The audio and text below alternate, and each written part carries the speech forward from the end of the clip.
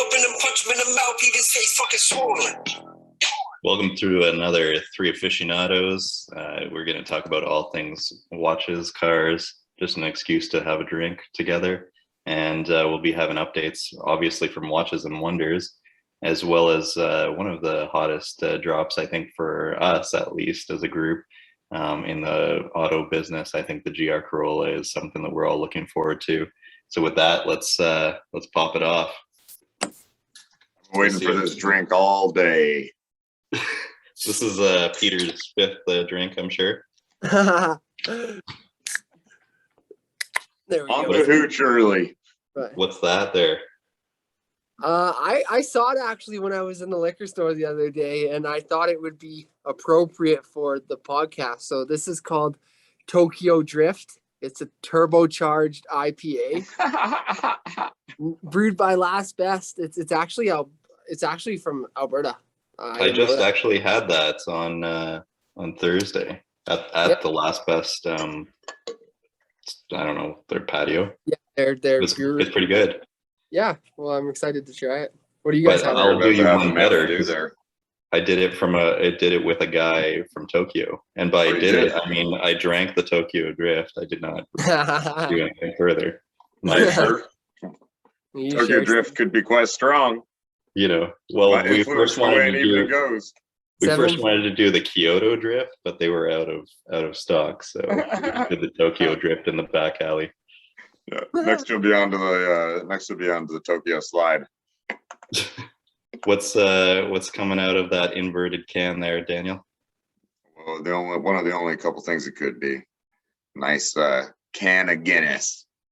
That's heady. Here's my it takes a moment to Guinness. settle. My glass says Guinness, but it is not. It is Innis and Innis in a Guinness.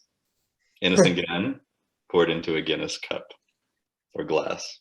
I thought you had a bad day and needed a half pint of whiskey right at the moment. This is that would be a very intense amount of whiskey. Very crappy looking whiskey by the looks of it. Yeah, I like my whiskey extra heady and fermenty. Cheers. I'm about to go for the Belgian dip here. Cheers, gents. The Belgian dip is what you do right after the Tokyo Drift. I don't mind it. It's pretty reasonable. I'm kind of like a mildly fan of IPA, but this is pretty good. Yeah, I thought it was pretty good too. Yeah. Especially when you get it from the tap. Yeah, right. Nice and fresh that way. Yeah. That's the only way to drink Guinness. But since almost no one in Canada knows how to pour a Guinness, I'll just pour my own at home. Good for you. That's a challenge to every single bartender. So, Shots fired here. Shots fired. Let's take a shot at what's going on your guys' wrists. Petey? I got two watches actually. What?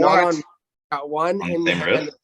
in wrist. No, this is classic G-Shock Casio jellyfish for the wrist, and this is I don't know, classic. Maybe one of my favorite watches, I think, in a daily driver kind of thing. But I thought I would kind of bring this out as ask my dad to borrow his watch actually. Oh, nice. Because I thought it'd be kind of interesting as a comparison and talking about like the Omega and all the swatch, but this is his swatch. And for anyone who's not watching the podcast, it's like blue dial with a black band and things like that. But this was like $100. I think it was like, I don't know, around $100 kind of thing. And it just made me kind of think about like, in comparison to the Omega swatch kind of thing, even though I mean they're two completely different things, but for $300, I thought this isn't too bad of a buy, to be honest. You just wanted to fire Daniel up again and give him the PTSD. Yeah, I see him over there just doing. He's like, I didn't want to ever get swatch. Fuck you guys. Yeah. It's That almost make me like break a molar. I think to the G-Shock, it's quite a bit bigger, but I would say it's like almost like a comparable G-Shock in a swatch version. I thought it was kind of interesting. Yeah, there's the second watch of the day. What's on your guys' wrist? They're both translucent too. They are, yeah. Your dad probably found the only watch bigger than a G-Shock. Yeah, they are. It actually is fairly large. I have one of these in basically clear. It's almost identical to my G-Shock, but it's pretty. It does sit large on my wrist, kind of thing. I do find it's a little bit kind of big. We've actually had a couple viewers message on Instagram saying that they really like your G-Shock, and Oh, really? Hey? I was like, not the Rolexes. You know, it's not. It wasn't the tutor that got the messages coming out. It was that G-Shock. So that's pretty cool. I thought we had a few audience members who were asking us about how they could potentially move up from a BMW to a 918. Yeah, that happened. Yeah, that happened. Someone messaged us, and I responded, and the message was, "Do you have any advice on how to upgrade my vehicle from my Cayman to a 918?" And I was just like, "What?" Yeah, that was too funny. I wonder if died laughing. Or something, like there must have been. Maybe she was going for something else. I just responded with a laughing face emoji. She was definitely looking to become your sugar baby. Yeah, no, the way for you to upgrade is get with me, baby. I got a 918 out back. Daniel's got 3 of them actually. Yeah, you got to get into the Tokyo Drift to get into my Cayman upgrade. Yeah, that's right. You got to slide into my Tokyo Drift. Yeah. What's on your Tokyo ring there? Well, I've got my grandfather's Swiss Army watch on, the Victorinox Field watch, reference number 84732408. That's a random phone number. And I mean, he loved it. He wore it forever. He was beaten to crap by him. I'm pretty sure he tried to chew it off his own wrist at one point, but it is still running. I did have to replace the movement on it, so I suppose there was that little glitch, but it's fine now, so that's great. I love it. It's probably the most comfortable watch. And the other side of it is that the Victorinox Dive Master that I also had just fixed recently has now stopped running yet again. So it seems to be the cursed watch for whatever reason. It's hilarious because it's a watch that's shared between brothers, and it's just like a brother. It gives me problems all of the fucking time. It just decided to be a piece of shit ever since I gave it to you. Yeah, just it's like an Audi out of warranty. It's like 3 days later when I had it. Sorry, I'm pretty sure it's the owner. It's just rebelling against your wrist. It's like a transplant that's rejecting its host. That's right. Yeah. You're getting rashy right now? No, it's all good. No, it's all good. What's on your rashy wrist? Got the rashy Larry wrist right here, the Daytona 116500LN, which is not a made-up serial number.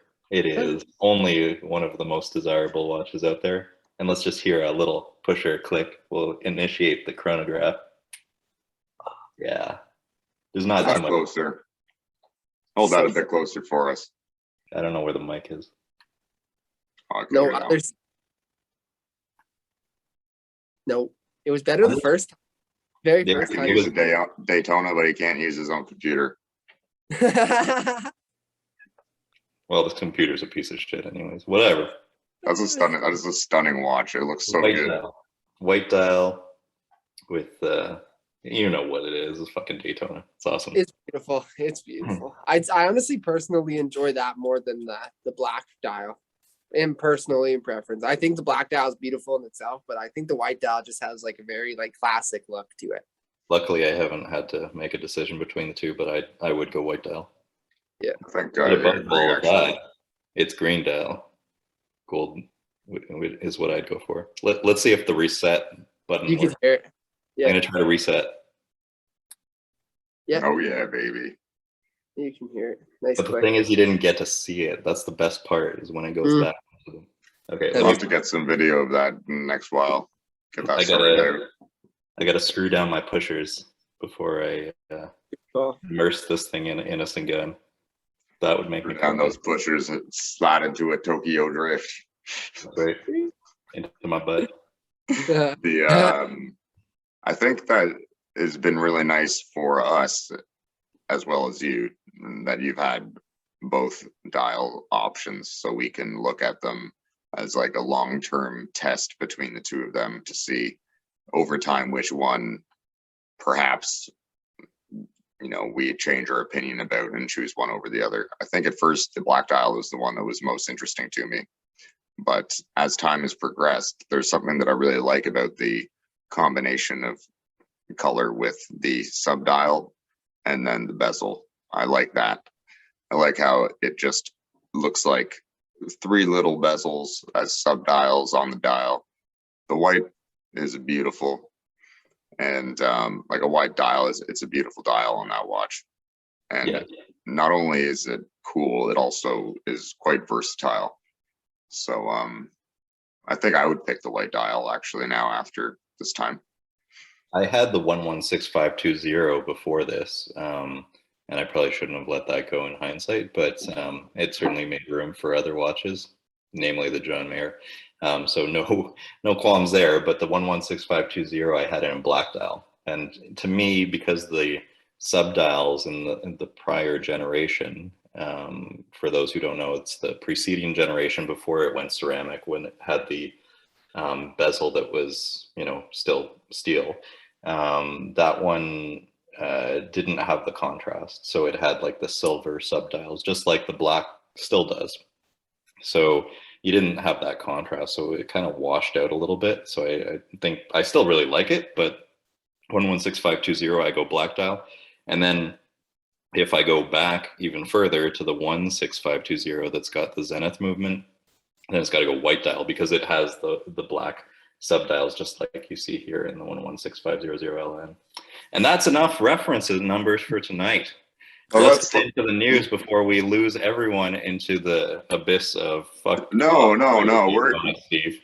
I'm gonna veto that right away and rewind when you said Zenith, because you're talking about the El Primero chronograph. Is that correct? Is that the right name for it? It would be the Zenith. Yes. Zenith's the brand, but the model that Zenith then incorporated their chronograph into, is that the El Primero? Yeah, so the Zenith movement that they originally created their chronograph in-house was the El Primero.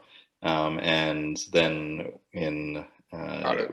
when they went and did the 16520, Rolex took the Zenith movement and then made several adjustments and turned down the the vibrations, the hertz for the movement to improve quality and reliability, and made several other adjustments up to Rolex standards, but it is known as the Zenith movement in the 16520. Would you consider adding one of those to your collection so you can have something similar to a Daytona, but something that's different, seeing as how you already have Daytonas? Well, something that's still not something that you would consider? I actually was just looking at a Zenith El Primero. I think they're very cool. But it's very similar to this. And unfortunately, I mean, there's multiple different El Primeros. The one that has been really hot lately has been the sport chronograph movement that has like the ceramic bezel. And to me, it kind of is trying to be this watch, the 116500. But it has the tricolore of the subdial, so the three different colors. It is unique unto itself. It's interesting, but I don't know. I feel like if I didn't have this or I couldn't get this, then it would be potential. But when I have this, I mean, I don't think that I'll be very tempted. There's a lot of other El Primeros that still stand out, but I don't know. They don't necessarily hit my aesthetic and my vibe, my style. But I still respect the hell out of them. Yeah.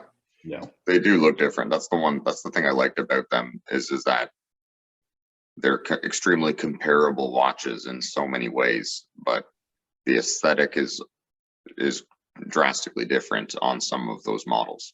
Yeah. Like you said, some looks very similar, but on the ones that are dramatically different, they do add like a flare of color. And And I think that's very cool. Now I feel this, I think I feel the same as you, whereas the Daytona is the one that I would want. But I also don't feel like I would buy the Zenith in order to settle, because then I would feel like I'd settled. So I would want to buy the Rolex first and then contemplate whether or not having the Zenith in the collection would be like a nice complementary feature to, you know, wear out for coffee or something instead of wearing the Daytona. What's the price point on them right now? I was Since just you were wondering. looking at them. I don't actually know how much. I think it's not cheap though. No. It certainly is not a small buy-in. But it totally gets my respect as to, you know, I think it's totally worth the money.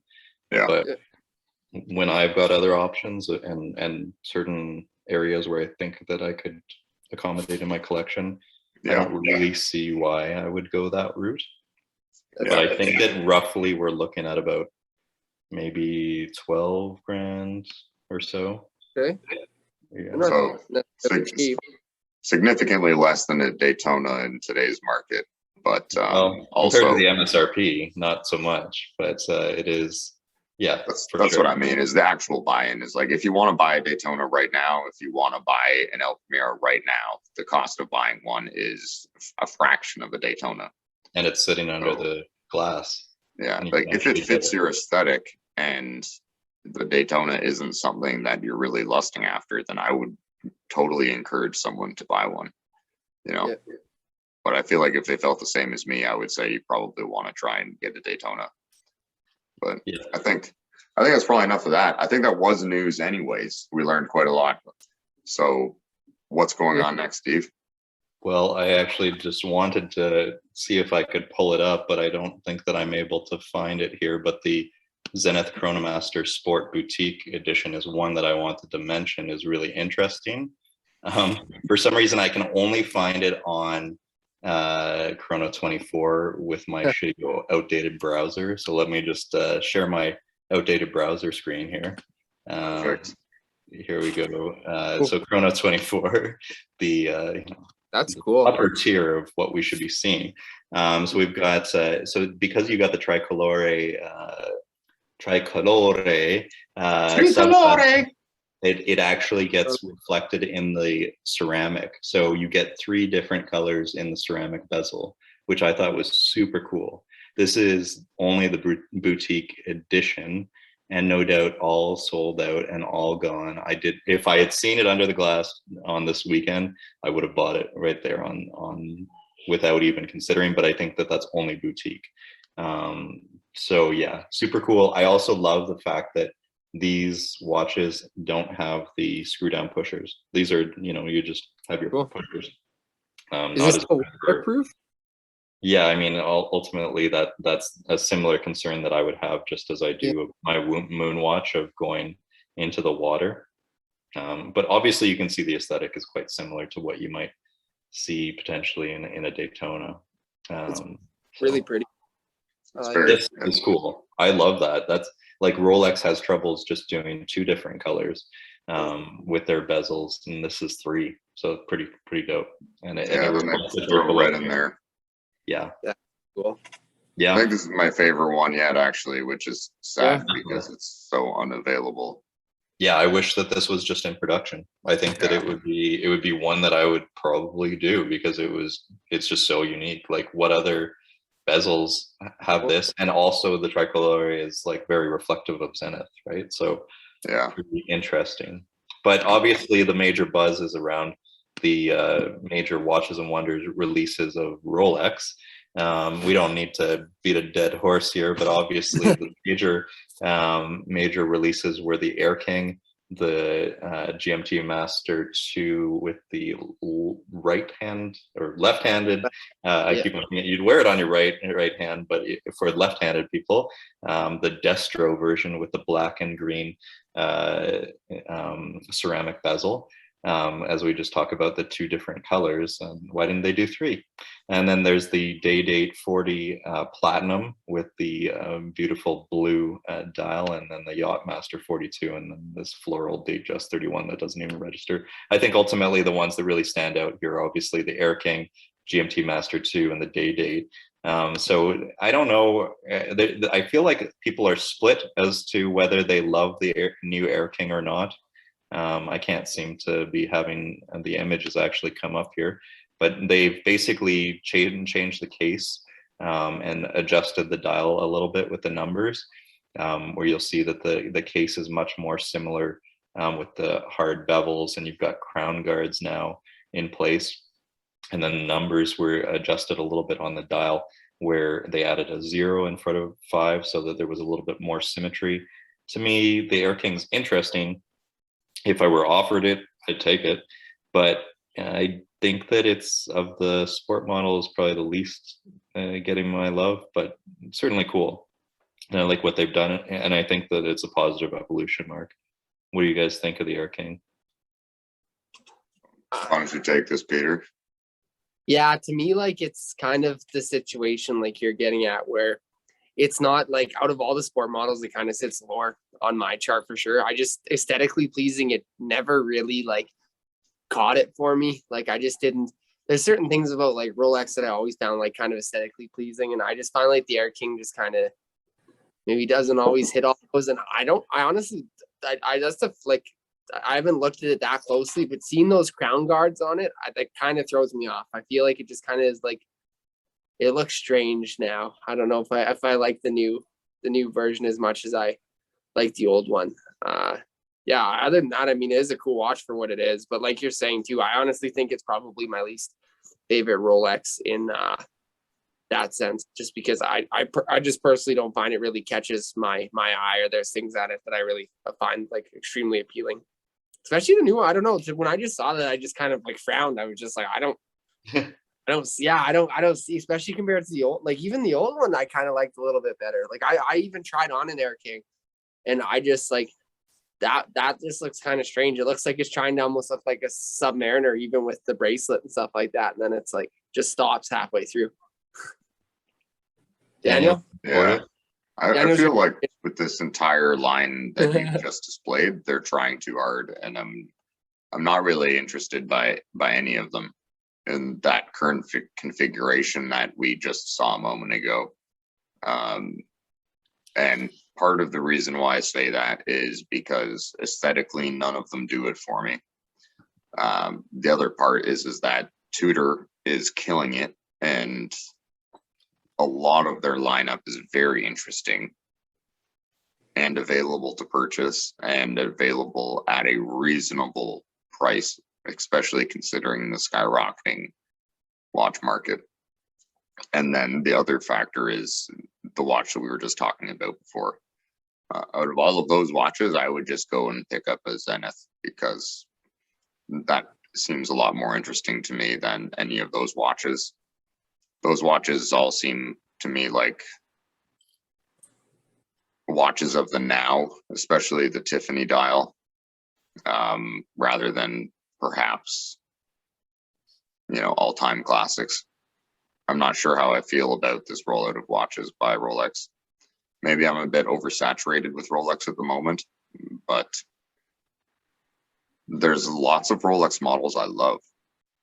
I just don't find any of those that have just released of any interest to myself. So that's pretty much all I have to say about that. Well, that's just Daniel just ripping Rolex a new one. Like I said, I like Rolex. People love to romanticize Rolex. Zenith has a very romantic history. So, I mean, if we're talking about just backstory, and we all know that a story is extremely important to a watch brand, Rolex has done an incredible job with their marketing team, whereas Zenith hasn't, but their history is incredible. So, I mean, I would urge anyone who's listening to check out Zenith and look more into their history. There's lots of videos out there on YouTube that cover Zenith and their contributions to the watch game. Rolex has contributed an insane amount. That is known. But Zenith has also contributed a lot and has really helped Rolex become, in some ways, the brand it is today. So no one can shit on a Zenith. Doesn't matter if they're available right now. Go ahead and buy one right now. It's still an amazing watch. Doesn't matter if you didn't have to wait 2 years to get it. You know, in my mind, I'd rather have it now than have to wait 2 years, because by that point, who knows if I'll be alive. Are you still shitting on the Destro GMT Master 2? Yeah, I don't like it. No? No. I think it looks better in person, honestly. Like, not maybe in person, not like I've seen it in person, but maybe on video would be the better way to describe it. Like when you see like a video of like from over like the weekend, things like that, when people like were taking it, it hit the lights differently and looked a little bit different than these shots. Kind of, it was almost more like kind of almost a mix with like turquoisey color, or I don't really know what color it was, but it wasn't this green. I didn't find it on like, you saw it. It is the same green that you see with the Submariner. Is it really like the Hulk and like the same Starbucks green bezel, and it matches with the green 24-hour hand.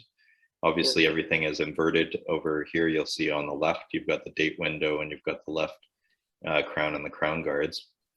I'd still sport it, and I still ask to be considered for it, but you know, I have to have it? Not necessarily. And like Daniel said, I think that probably the one that's the major standout are things that I probably am not really aspiring to go after, and that's probably like the platinum Date 840, because if I'm going platinum, I'd probably ask for a platinum Daytona, a Platona. So yeah, I mean, honestly, I think that this is probably the bigger hitter. I hear that it looks way better in person. I do wonder how I'd actually wear it. I'd probably still wear it on the left wrist, and then I don't know how that's going to feel with the crown guards jutting into my forearm. But your left wrist, I think it will. They'll point back. Wait, no, you're right. Yeah, because they'll be pointing backwards. Yeah. Yeah, you either have to wear it on your right wrist, or you've got to, you know, embrace the experience of what every lefty's got to go through if they want to wear it on their opposite. I guess that would be Peter, the Destro. I'm sure there's ways you can do that for a lot less money. I love that it's Destro, though. You know. Yeah, the name's kind of cool. I think that your Cermet, the Kermit, and the Hulk are all way cooler, and way cooler to look at. Yeah. I don't like the Starbucks green very much. I'm not really into it. I prefer the other greens that Rolex does. I think my tier is, you know, Pepsi, Batgirl, and then the Destro, whatever we're calling it, Green Lantern, Flash. You know, what was the other one? Good one. Screw all of those, because you should just go for a plethora of Platonas. Need every Platona. But as Daniel alluded to, I think the major hit is you know, Tudor's Black Bay Pro. That one is very, like, that's the one that really stands out. This one is after obviously an homage to the Explorer 2 with the, what was it, 16550? Is it 1655? The original Steve McQueen Explorer 2 that has a fixed 24-hour bezel, and then it's basically taken the Black Bay GMT and put it into this new configuration that is an homage to the Explorer, and I really love it. It's a little bit chunky. A lot of people are complaining about that. The diameter is 39 millimeters, which is great. I want it on the steel bracelet. I was just flirting with the possibility of a 1655 when I was at HQ Milton, and for the prices those are going for, I'm so glad that I didn't, and I ended up with the possibility to get this in the future. I think it's a hit, to be honest, from my perspective. I wonder about how it'll wear because of that thickness, but you know, honestly, at that price point, to get as close to a Steve McQueen Explorer as this is pretty unreal to me. That's so cool. I think it Go looks ahead. awesome Get on on it, Daniel. that strap and it on the looks- NATO. Yeah, I think I'd want to buy the straps for sure. Yeah. You know, this is something that looks like a Rolex, but it is like, as people say, like Tudor is a good place for, Rolex can stay more conservative and Tudor is a good place to be a little bit more experimental, is kind of what some people say online. And this is a pretty good example of that, where they've taken kind of a conservative or traditional Rolex look and then Tudorized it and made it very interesting. So while I don't think I would wear this watch, I think it's very exciting and I like it. Yeah. I mean, some areas where it is criticized is around, is it too much of an homage watch? Is this all just like trying to replay Rolex's hits? To me, like, who gives a shit? I mean, the 1655 is so rare, you're never going to see it. And the difference between this and that, I think, is pretty unique in the role that you see here. It's a modern piece with a vintage, inspiration. It's still got a cool movement in it. They fixed the date issues that were previously inherently flawed to the Black Bay GMT. And it's also got the new clasp that allows for micro adjustments. So I'm really excited. I definitely want it on the bracelet for that aspect. Because I think that's where I differ from you, is because I think that, to me, the bracelet is what takes it over the edge to being maybe too much of an homage to Rolex. Whereas say like on the screen currently, the NATO with the yellow strap down the middle is not at all really like how you would picture that. And I think that those kinds of straps would be more fitting to the almost like military style of this watch. Yeah, the way the bezel's laid out, it seems like an aggressive watch. I think maybe people misunderstand that that's kind of its purpose in some ways. So it may be chunkier, but I think that adds to the character of the watch in it of itself. I'd want it with the strap in addition to, but I would still take it with the bracelet, especially now that the clasp is adjustable.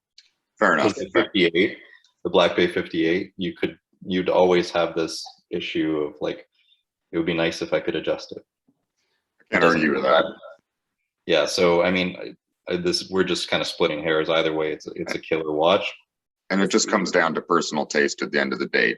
We both like the watch, but which strap would we prefer wearing it on? I'm saying I think the NATO strap is my preference, followed by the central strap there with the, what is that, rubber? Oh, it's rubber and leather hybrid. Interesting. Yeah. And then the steel is my pecking order. But like, I'm not going to shit on you if you want the bracelet first. Like, that's cool. Well, I'm inverted, you, bro. Yeah, fuck you.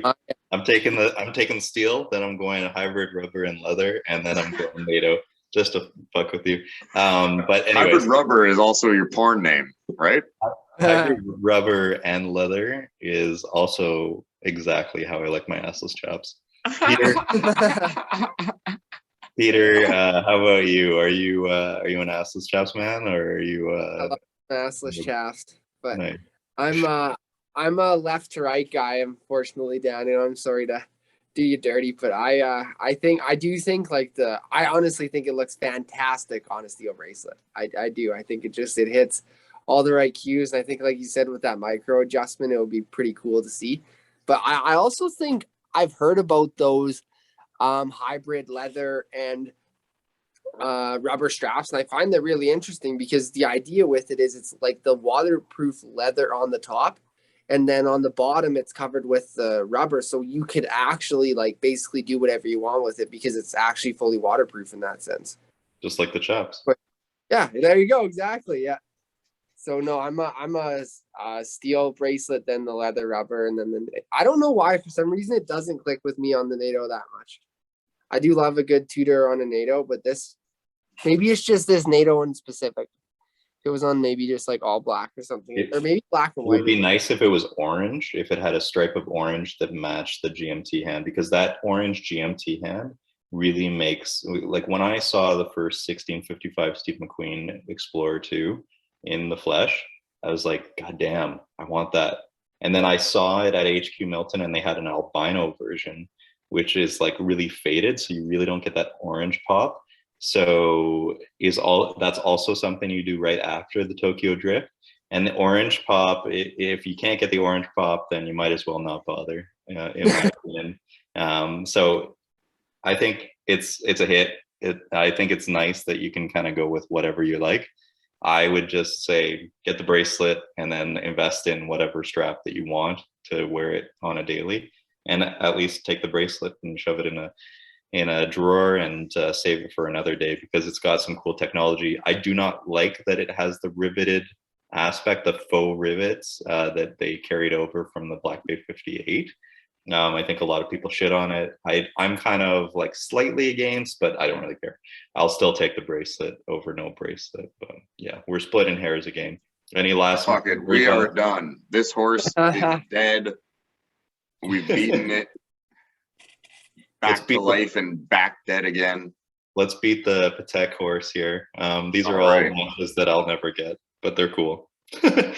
These are new releases from Patek Philippe, but I gotta go with the one that is the most nuts out of the whole launch, that I was like, God damn, I'd sell everything for this. This is the mono pusher chronograph Patek Philippe, which is price on request. It is super cool. I don't know if I love the strap. It's navy with pops of red. 1/10 of a second mono pusher chronograph. I just love what it's after, the sporty vibe. Like, how often do you see like a sporty, modern yet classic looking Patek that isn't a Nautilus or an Aquanaut, you know? I think it's super cool, and I just wish that it was not, you know, your left nut kind of price. Like, oh God, look at the display case. It's just beautiful to me. And the open back or the display case, yeah. Look at how thick that thing is too. So big old complication in there. It's a thick watch. Peter likes a thickie. I like them thick. It's blue and thick. That is thick and deep. That's thick with 3 C's. I prefer to spell my thick with 3 X's. I would buy that watch in a heartbeat. Would you? Yeah. I was speaking with one of our friends and followers, Chris Lee. I think you know Chris Lee, Steve. Yeah, he's the only listener. We were messaging back and forth about this watch specifically. I was saying that, in my opinion, it's like Patek Philippe looked at what Breitling did with their chronograph that came out a few years ago, which I believe your friend Riza owns, right? Riza from Wu-Tang? Yeah, Riza. Where we got together at the Porsche event together. He was wearing that Breitling. Oh, Riz, yeah. Yeah, Riza. And when I saw this, I thought to myself, wow, this is like Patek taking a similar kind of design style and then totally Pateking it in like the most incredible way possible. I just want it's regal and sporty simultaneously, and they picked the exact right shade of blue. Yeah. Thick as fuck. Thick. I think it's so damn good. Other than the strap, it's like, I honestly like the strap. Strap's fine for me too. Yeah. I like the continued colors. Yeah. It's fine, but it just, to me, it suits the watch. I think it's sporty. Too. I honestly think it would look better than I don't think it would look so sporty if it didn't have that strap on it. If it was just a standard like brown leather strap, like a normal, your classic kind of thing, it would just be. Not saying it wouldn't. It just looks like something that you'd wear yachting. That strap. It looks kind of like you'd wrap it around your neck and be a douche with that. I don't know what. It's just like this weird fabric. strap. I don't know. Anyways, whatever. Again, splitting hairs, don't give a shit. I would take it on no strap. I would take it as a random, Oh yeah, stopwatch. It's just it's perfect. stunning. Do we Yeah. have any idea what these are retailing for? No, it's price on request, which means all the fucking money. Ugly. Yeah, This ugly. means you If call you them, need you to say ask- how much is it? They say, how much money do you make? No, Yeah. it's like if you need to ask, then fuck right off. Oh Yeah, god. it's just I'll take one, right? I don't look at the bill. This is if you're not John Mayer and if you're not Ed Sheeran, then you better be an oligarch with actual access to your money. Not And I on don't the think they're sanctions taking list. Yeah, Bitcoin. exactly. Yeah. It's Won't be crazy. going yachting on this anytime soon if you're on that sanctions list. Oh God, I wish that I could take this off of an oligarch so bad. I'd love to free them of one or two of their boats. I think this is the standout of the entire releases that I've seen. But I think I so. think so. I agree. Like Yeah. you said, Daniel, about like the Rolex, nothing like this here really just like wasn't like outstanding. And those I think bitches Rolex took has also just dropped so many amazing things in the past that these things just don't seem very interesting, perhaps even just by comparison to last year and the year before. Perhaps that's unfair. yeah, This is crazy though. I purge everything but the John Mayer and my grandfather's watch for this. And I'd Yeah. probably even like sell a car for this, I think. I Yeah. would. Yeah. The just to clarify what I was saying, it's the Premier Heritage Duograph by Breitling is the model. That's the Premier Heritage Duograph. Like I'm leaving a voicemail. That is, And that's right. So if Riza is listening, fuck you, Wu-Tang sucks, and you don't have a good watch. You should have bought a Patek.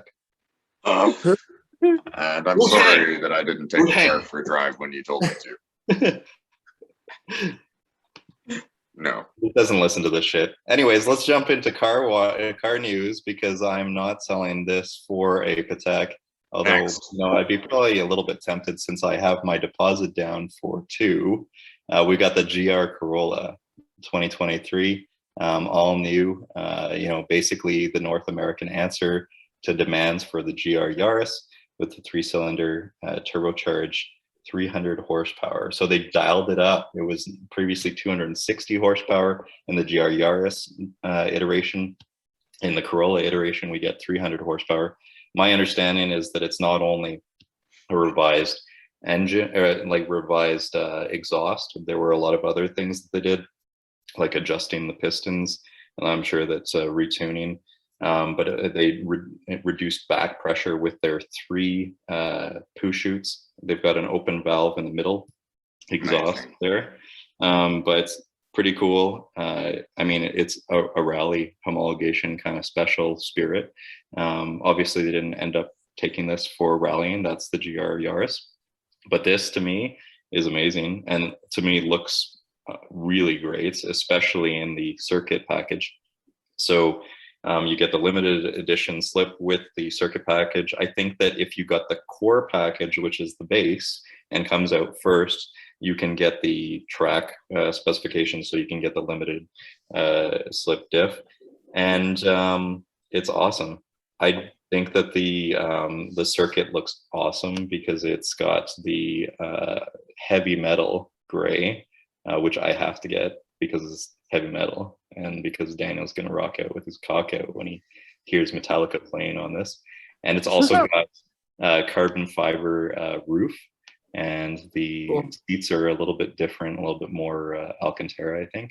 And that spoiler is larger. You get the heavy metal paint color as an option. And I think that there's a few other aesthetic changes. Oh yeah, obviously the hood.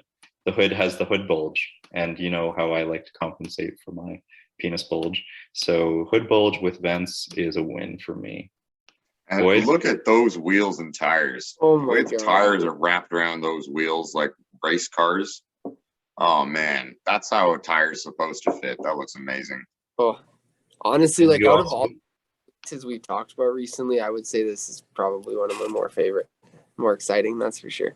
You also get in the circuit package, which will be a limited edition version. They'll have the shifter that's signed by Toyota.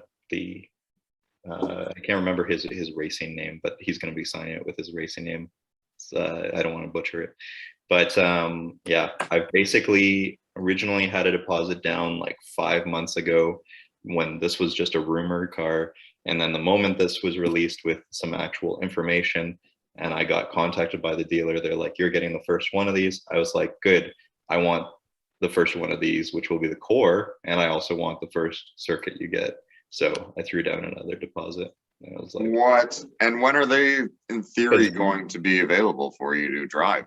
now the intention isn't to have both at the same time. And the thing is that the circuit, if they were both available immediately, I'd take the circuit, which is obviously with the heavy metal. But the thing is that the circuit doesn't come out until 2023, and I don't want to wait, because 2022 is when they'll launch in the fall likely. So the core will come, and then I'll own it for a little bit, and then the circuit will come, and then I will keep that for probably ever. Yeah. So And it looks like you got a car that you can use for cross-country road trips. So you can come and visit me. Awesome. Yeah, I think that this is a lifelong or long-termer. It's so cool. That thing It's is built beautiful. to go from Vancouver all the way to St. John's. This thing is built to go around the world. It'll still need the ferry, Yeah. but do we have any estimates or ideas as to what they're going to MSRP for? I think, basically the people like the YouTubers and people who've been reporting have just been speculating that it's probably going to be in the price range of Type R and the maybe just a little bit under Golf R prices, so like mid 40s US. Okay. I expect the circuit's going to be higher. Yeah. But to me, that's probably worth it, especially when the roof has forged carbon, which is like fucking nothing else other than a Lamborghini has that.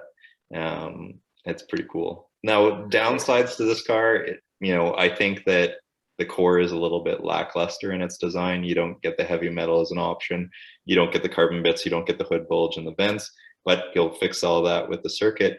Also, it's a bit of a porker. It was good because the Corolla was about 3,000 pounds. It's gained about 200 pounds. So it's about 3,200 pounds after everything they've chucked at it, with the all-wheel drive system, largely probably driving up the weight as well as all the fender flares. But I think it's super cool. It's yeah. so sick. Well, Toyota knows that they have to give it more power. That's why it has more power. Yeah, They had to add weight to the package. So they had to add power to the package to make sure that the package stayed in the same realm of feel, like what M and AMG and all of that does. The higher, the more a car weighs, the more power it gets. There's a massive power output difference between an M1 and an M5 competition. Yeah, And also the weight sound difference too. The sound of these it's not exactly beautifully sounding. Yeah, It's a 3-cylinder, whatever, that's fine. It's cool. I think it's going to sound good in person, but I'm curious to hear what it's going to sound like. Yeah. I don't think the nature of the sound will translate well to audio. It's just going to sound good in person once you're like really opening it up. I think that just the driving experience of driving like a dipshit in a little rice rocket is going to be super cool. So whatever. Man, I'm like actually so stoked that you may potentially be getting this car. That's fucking cool. Yeah. It's very cool. That this car is unreal. I would say like for sure top vehicles of the year. Yeah, This I car- think This Toyota is so sick. I might be as excited as when you looked at a GT2 RS. really. Yeah, I think I might almost be as excited as that because there's something that's just so cool about this car. And for many reasons, I'm not going to own one. The funny thing is that it almost has a similar color as the GT2 RS, They'll look and good they'll paint the together. sample fee. So, They'll look great together. well, I- we'll see if the GT2 is even around by then. I like this one. I expect to be around forever. The GT2, well, who knows? But I think that leads us to the final speculation news. So the Spikes Car Radio has been kind of talking about with like Johnny Lieberman from Motor Trend about the next Porsche supercar. And apparently it's launching 2023. So it's time to make big plans about how I'm going to have to nut up and plan to purge. Because if there is a supercar coming that they're saying maybe it's going to be called the 920, after like we've got the 918, the 919, and then maybe the 920, or something like the RS Spider or something like that. The rumor is, apparently some insider Porsche people have said, V8 twin turbo with hybrid technology, all-wheel drive, and it'll be for their Le Mans prototype hypercar as a homologation for it. And to me, that is worth selling a lot. And Sounds crazy. Yeah. Well, you got a house. You don't need one. You don't need a house.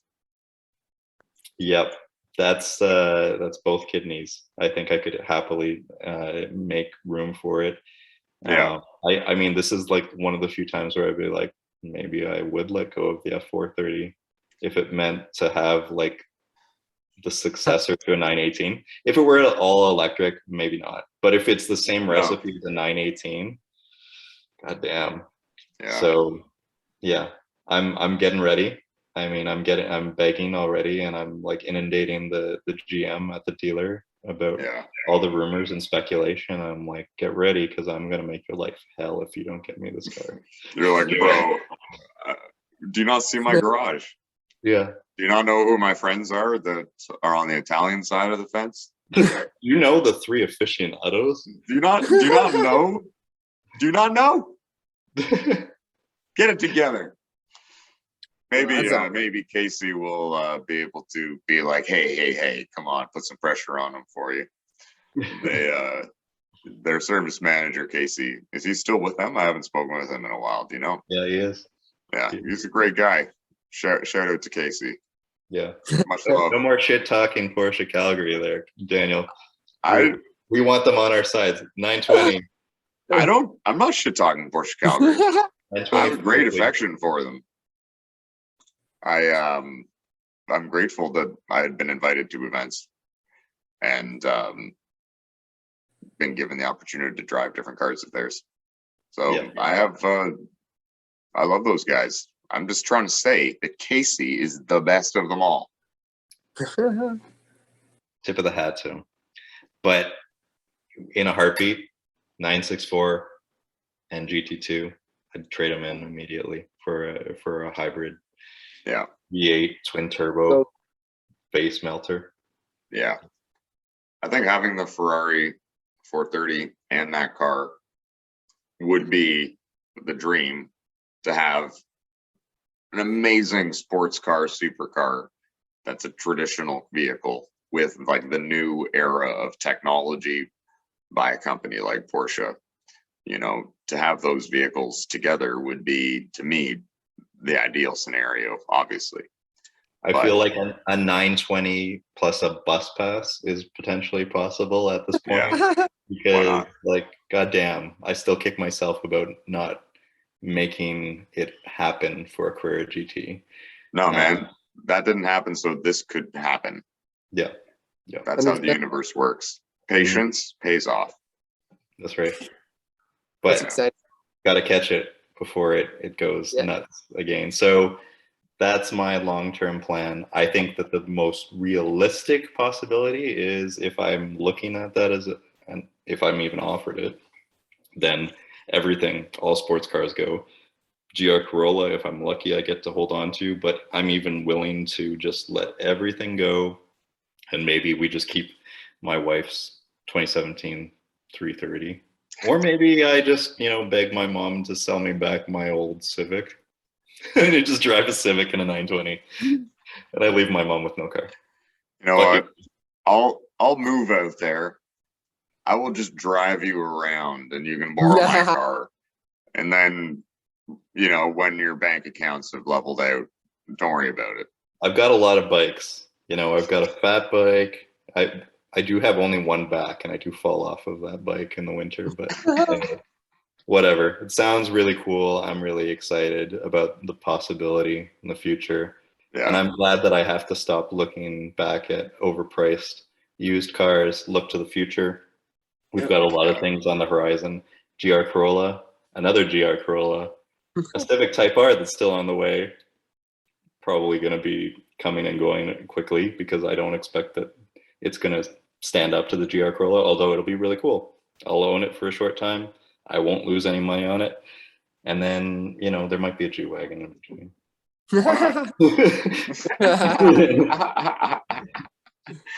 I mean, that seems like a pretty good place to wrap up for tonight. Yeah. You know, Yeah, I'm absolutely. gonna have a Toyota. I might have a Porsche, and I might throw a G-Wagon in the middle just for fun. But in the end, we're all Tokyo drifting in the back alley tonight. Yeah, with your beautiful can of Mountain Dew. Good night, boys. Yeah. Have a good one. Thanks again.